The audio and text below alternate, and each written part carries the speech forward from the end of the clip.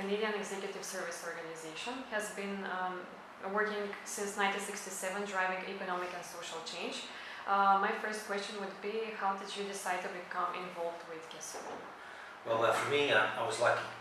A friend of mine who's had a long career in high tech had just joined the CESO organization, and that corresponded with the Bitove Family Macedonia 2025, and CESO putting together a program to encourage and grow IT in Macedonia.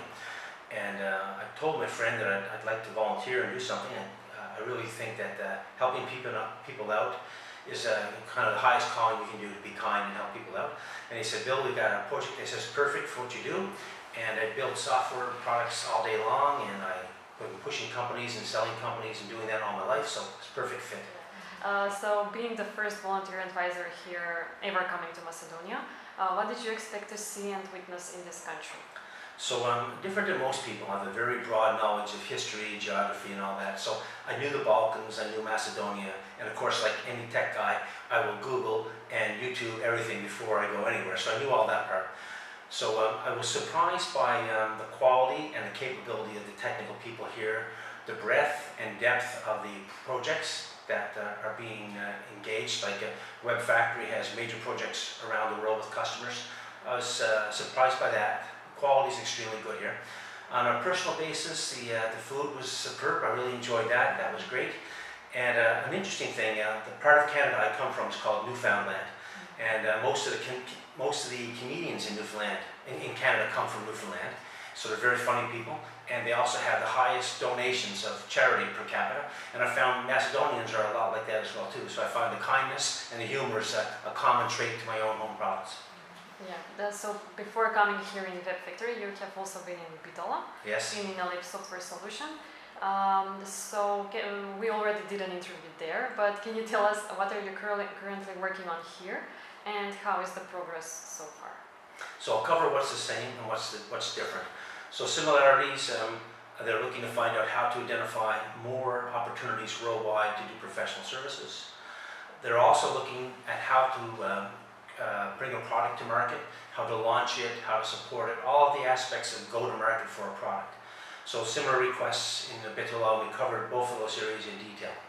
Now there's some unique things about the business that Web Factory does. So one of the things is they have a very strong presence in Japan. And I dealt with Japan a lot in my past life. I've been there, I think, for over 50 times. And the Japanese are very particular about who they work with from foreign companies. You have to provide a very good product. When you say you're going to do something, you have to do it, and the quality has to be extremely high. So the fact that Web Factory has such a strong presence in Japan says a lot about the quality of what they are producing.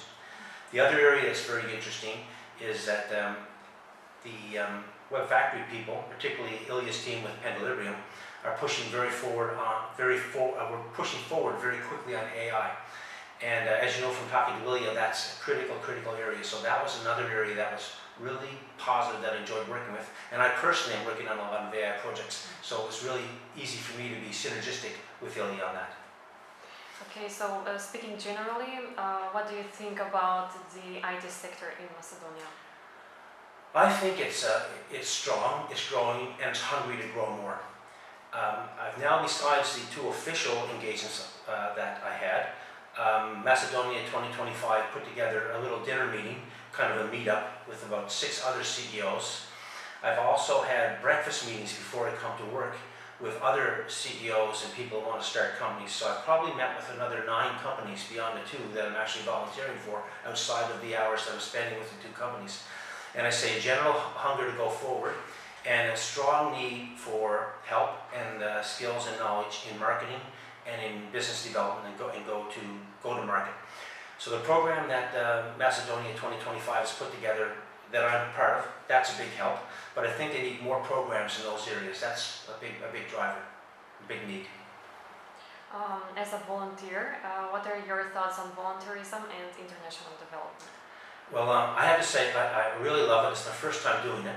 I still have my own company, so I'm going to actually go back to work when I return on Monday.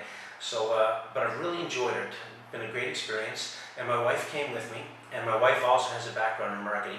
So she's helping out both companies with some aspects of their video production and generating content that they can use. And we both really enjoyed it.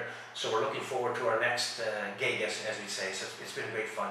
And I'd have to say, everybody at Macedonia 2025 has been great to work with. People at Macedonia 2025 are keen, work hard, go the extra mile. So that energy and that drive is really a great thing to see as well too. So for volunteers, I'd say there's lots to see and do here. You get to physically touch 2,000 years of history. There's a lot of natural beauty in the country. People are warm and that, so it's a very nice experience. It's what I would call a gentle trip. I mean, hotels are fine. It's extremely safe country. No crime issues in that when you're walking in the streets. Lots of fun. And particularly for a high-tech person, guys and girls that you can communicate really well. And one last little note for Canadians. I think the companies I've encountered have probably double the percentage of females in their dev and management teams as we do in Canada in high-tech. So I think that's something Canada can learn from Macedonia. Like, we're only using the one part of our workforce. We could use the much more from the women in Canada, and that's happening here.